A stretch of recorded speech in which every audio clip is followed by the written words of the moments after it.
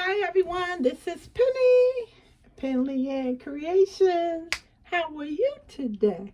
I hope you are having a beautiful day. Okay everyone, Tip Tuesday, Tip Tuesday, Tip Tuesday. As you can see, I am on the Lion Brands website. Sorry for that. Knocked over my cup of mini holders. Lion Brands yarn. Okay, I'm not here to talk about any deals. Of course, deals is not on. Well, yeah, they sometimes on Tip Tuesday. Okay, at the top they have 40% off all kits with promo code NOV 40. Of course, you can do anything you want. If you purchase a kit, you can do anything you want with the yarn. So, what I am, this is beautiful, this blanket. I want to talk about, if you click on to learn, let's click on to learn here. Now, the first thing that came up is, don't want to talk, is how to knit. Click on that.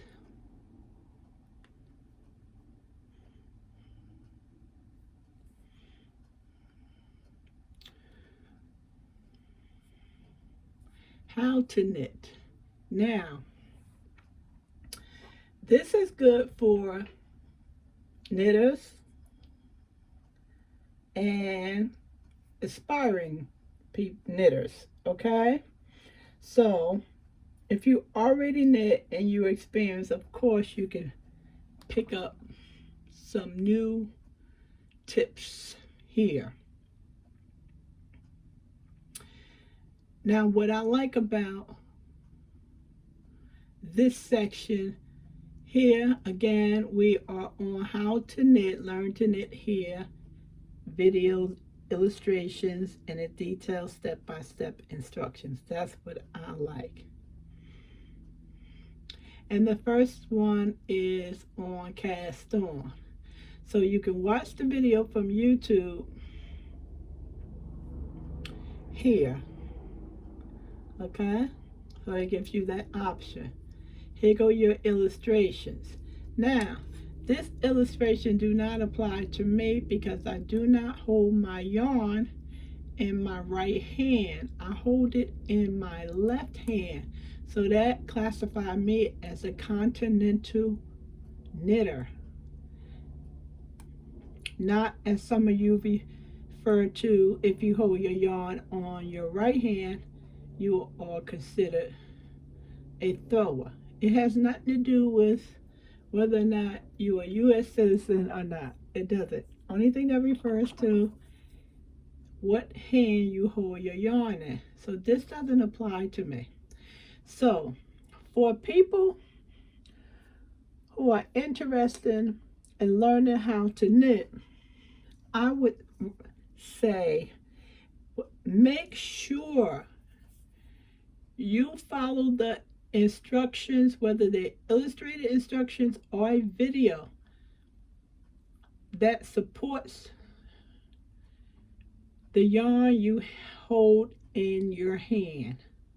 So if you hold your yarn in your right hand and that feels comfortable for you, you are to follow videos based on that. If you hold your yarn in your left hand, you are to follow continental knitters. I thought I was a thrower and I almost mastered it when I figured out this was too many mistakes, and it's no way somebody's going to sit down and do all of these steps when you can eliminate it. Come to find out, I should have been holding my yarn in my left hand, and all those steps was eliminated. So that is my first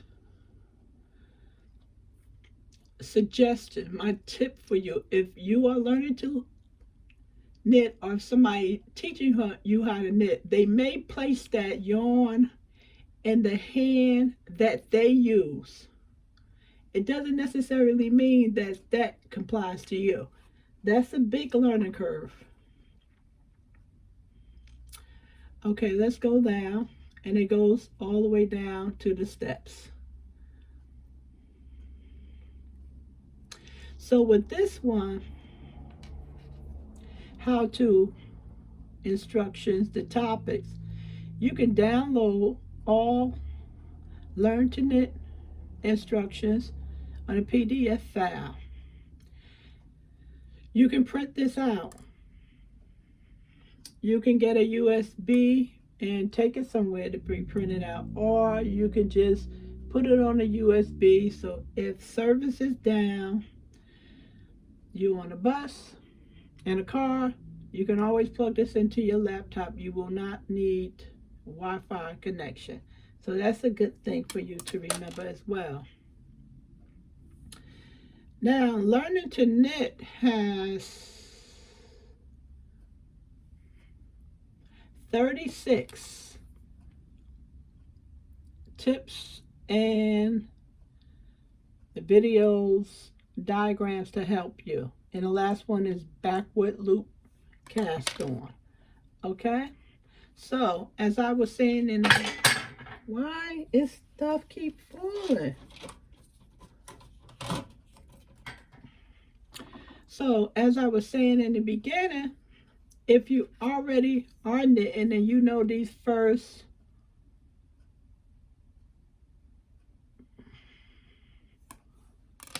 hold on, I'm gonna tell you where I'm gonna stop at right here. I know these first 8 things. Actually, I don't. I'm lazy with the making a gauge swatch.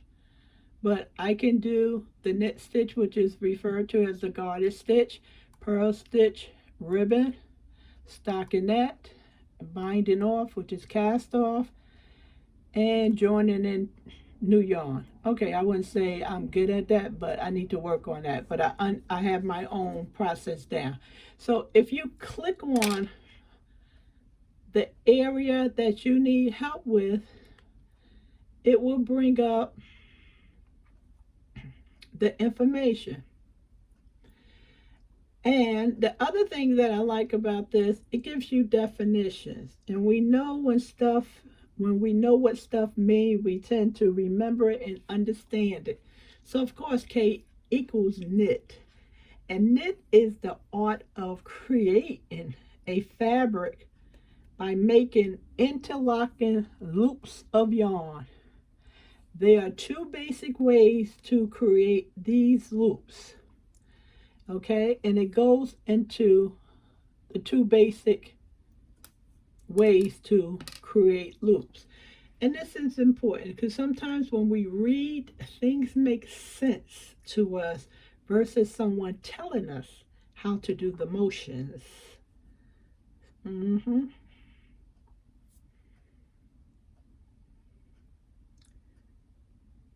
Okay, here it goes right here where we talk about the English method and the continental method. Listen to this. There are different methods for holding the yarn and needles. In the English method, the yarn is controlled and looped or thrown with the right hand to create stitches. In the continental method, the yarn is controlled in the left hand and the stitches are made by picking loops off the left needle with the needle held in the right hand. And then they express how some knitters feel about the continental method. Some knitters feel that the continental method is faster because there's less waste time and motions. And I went over that, right? I said, this doesn't make no sense. Well, it's not a good collegiate word to use that it doesn't make no sense. It is a waste of productivity, and I noticed that as a beginner. Every second you use by throwing something in the air, you could have made a stitch, and that's what I noticed from the very beginning. And then they go on to say, because the yarn is controlled in the left hand, the continental method may also be a little easier for left-handed knitters and somewhat more difficult for right-handed ones. That's why you have to find out what hand is comfortable for the yarn you're going to hold. So you just cannot say, well, I'm going to be a continental knitter. It may not work out for you. It works well for me because I'm a left-handed writer. However, I am very strong in my right hand. Extremely strong in my right hand. So I assumed that being that I crocheted with my right hand, that I was going to be a thrower, but no, didn't work.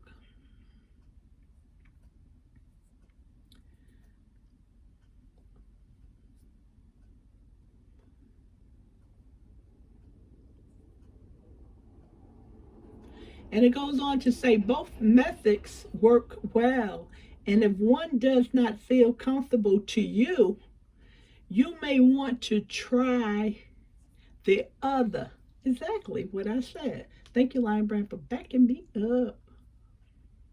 If you are left-handed and find that neither method is comfortable, you may want to look for tutorials or mirror knitting, a technique that can be used to create knitted pieces without going through the process of reversing the pattern. That's the first time I heard about that one. I'm going to look into that just for educational reasons. So, extremely good information. You will find this information, well, this is well written. I've read a couple of knitting books, and this captured some of the best explanations that I have read. When you keep it simple and not throw around a MBA or PhD, you tend to keep everyone listening. That's why my professor always say, keep your words simple.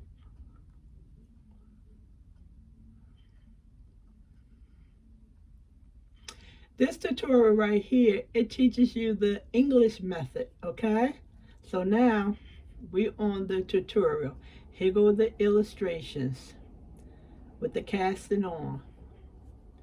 Now, extremely, this is so well done. Excellent job, Lion Brand. Then it goes down to the bottom. Congratulations, you have just knitted your first stitch. Excellent. And we're going to go back up. Now, one thing I like about this is that if you get stuck in one part of it and you can't seem to get that, maybe it's a 3-step process, you can't seem to get it, that's where you have to ask your question at. Well, when I wrap the yarn, I cannot get my needle to make the loop.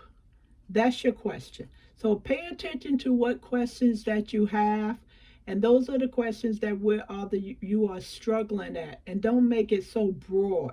So that will help you to minimize your questions, and that will help you to get help because you can ask questions.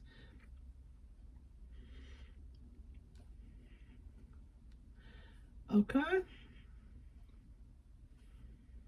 Let's see after this one. Okay, this is okay, and then after that you knitted your garter stitch. Okay, so then we go back up to the top.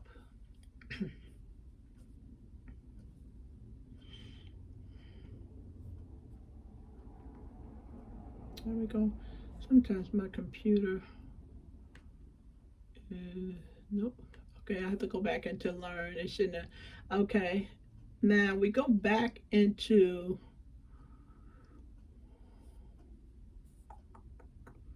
learn. Hold on. Okay, here we go. Right back at it. I should have been able to use the arrow to the left to get me back to this area right here. So we back to instructions and topics. So we went to casting on and the knit stitch, which is the garter stitch, and the next one after that will be the purl stitch. Now, as I said, if you are a beginner knitter, you start with one. If not, you start with the area that you would like to improve or learn. Now, as I am looking at this, I notice 11, avoiding extra stitches. This is so funny. So funny. I was one of those knitters. I would start out 10, 15, 20 stitches, and I will increase by 1 or 2 extra stitches. How? I have no idea. Couldn't figure it out. I will always have extra stitches. I said I'm going to pay attention so this doesn't happen. Then I said, instead of having so many stitches up there to make a scarf, whether it was wonky or not, it was just practicing. Just do 10 stitches and increase the yarn size, the weight of the yarn. Go from a medium to a bulky of 5. This way I'll be able to see my stitches and count. Pay attention, Penny. Count. And that was several months into the process of learning to knit. And once I did that, and I counted my rows, I know I always had 10 stitches. I didn't have 11. I did not have 12. So this day, I'm trying to figure out how was I getting extra stitches? One day I was watching a YouTube lady, older lady, she was teaching cast on, and she said one of the questions she had gotten was someone asked her, how do I get extra stitches? She says, impossible, you cannot get extra stitches. And the faces she was making and goes, I have no idea. And I was just laughing hysterically. I said, because it is true, you do get extra stitches. How do we do it? I don't know. But we wind up with extra stitches. No, I was not looping no yarn around twice. I was probably pulling the middle of the stitch and making that a stitch, and then coming back and making something else. To this day, I don't know. And she was trying to figure out, well, maybe you do this, and maybe she was like, no, that don't make no sense. The way you can do that. She goes, I don't know. That's impossible. I was like, no, it's not impossible, but it is funny. It is funny, and some of you out there who knows how to knit probably did the same thing I did. Had extra stitches. I do not have extra stitches anymore. Maybe that's just a learning curve for when you first start. You have extra stitches. But I need to read on this and find out how to avoid the extra stitches, because I want to see what they say about that. And to continue on with the other areas, if you are more advanced than I am, maybe you want to improve on increasing or decreasing stitches, and they give you decreasing, slip, slip, knit, and they give you the acronym for it, which is excellent. So you're getting a lot of learning in this. And making a cable, wow, that's pretty interesting. Number 20. For some reason, I knitting into the back loop and front loop. I don't know. I think I picked that up from one of the ladies on YouTube. And it's not hard to do that either. But I'm not saying I'm out of my, you don't have to go from 1 to 30. You can jump wherever you learn at, whether it's advanced or intermediate or beginner. You learning. Learning is learning. So if you get out of order and you pick up something advanced, more power to you. You know, that's excellent. I think so. So this is actually excellent. So this is my tip. I know Lion Brand always had patterns right here. Always had patterns. Thousands of patterns. Most good yarn company do. Premier Yarn always have patterns, free patterns.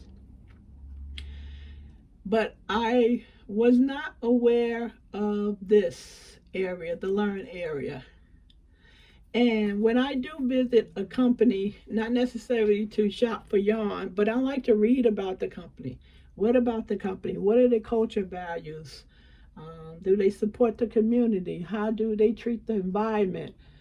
You know, do they give back to the community? The things like that. So, Premier Yarns is one excellent company. Their culture and their community, and Lion Brand also, as far as producing yarn that uses more water than man-made stuff. So with that being said,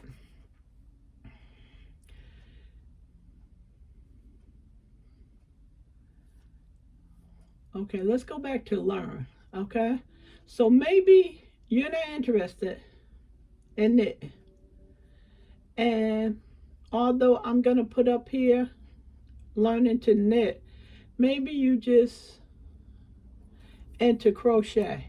They also have how to weave, and that's something I am also interested in, and glossary. What excellent, very good. And you won't even have to buy a book. Everything is so nice and neat and organized. How to crochet. Video, illustrations, steps, getting a grip. Let's start at the beginning. Making a change, abbreviation as CH, all about stitches. Turning, chain, turning your work all the way down. Wow. Crocheting with ruffles, I would like to take a look at that. I do my own thing. Crocheting with a chart, that's fun. I'm more better at crocheting with the chart, reading a chart, than I am with words, because with a pattern, everyone has their own terminology of expressing their pattern. Only thing that is the rule is the abbreviations. Those words in between is everyone's own choice, and that's the part that makes it confusing for me. The chart is universal. You cannot change anything in that. That's just, let's click on that and I can show you right quick. See, in the chart, you're going to have symbols. See, and that's universal. You don't have any other word. The, it, before. See, 0, chain, plus sign, single crochet, a tall T, half double crochet. These are all of your symbols you're going to see on a chart. Matter of fact, I need to print this out. You're going to see all that. And it's going to avoid language that may confuse you, which is what I have at times. People have their own way of expressing stuff. It's not necessarily you can't read a pattern. You just probably can't follow their thought process. Maybe if they were in front of you, you will understand their more language and you can pick it up. Okay, everyone, I thought this was very interesting, extremely. So I recommend that if you have a favorite yarn company, to go into the guts of the company and find out what they offer besides yarn. And this is invaluable. You know, like I said, you don't have to buy a book. It's all here. It's all taken care from you, for you. And if you find anything that's missing, make some notes. And this way, when you go and look for a book or a tutorial, you'll know what you're looking for, the topic that you're seeking out to better equip you with your hobby. Thanks everyone for listening. Hope you enjoyed this Tip Tuesday. Bye.